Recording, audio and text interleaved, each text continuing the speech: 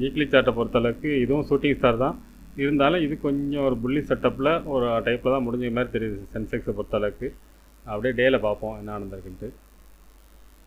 Friends, டே candle setup வச்சுருக்கேன். டே candle setup படி பார்த்தோம்னா மார்க்கெட்டை பொறுத்தளவுக்கு இந்த ட்ரெண்ட் லைனை பிரேக் பண்ணி தான் மார்க்கெட் போணுச்சு. இப்போ ரீடெஸ்ட் பண்ணி போகிற மாதிரி இதில் செட்டப் தெரியுது.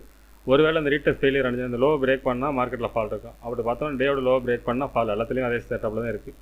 இது ஒரு புள்ளி செட்டப் தெரிகிற மாதிரி இருந்தாலும் இந்த லோ பிரேக் பண்ணால் மார்க்கெட்டில் ஃபால் இருக்கிறதுக்கான வாய்ப்பு அதிகம் ஃப்ரெண்ட்ஸ். சரி, ஓகே, 15 மினிட்ஸில் பார்ப்போம் என்ன நடக்க வாய்ப்புன்னு.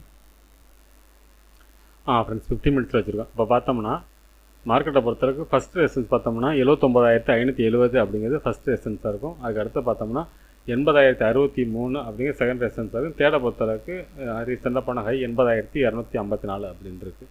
சரி, ஓகே, என்ன மாதிரி மூவ்மெண்ட்ஸ் வேணும்னு பார்த்தோம். சப்போர்ட்னு எடுத்துட்டோம்னா 78,605 அப்படிங்கிறது இன்றைக்கி போன லோ, அதான் ஃபஸ்ட்டு சப்போர்ட்டாக இருக்கும். அதுக்கு அடுத்து பார்த்தோம்னா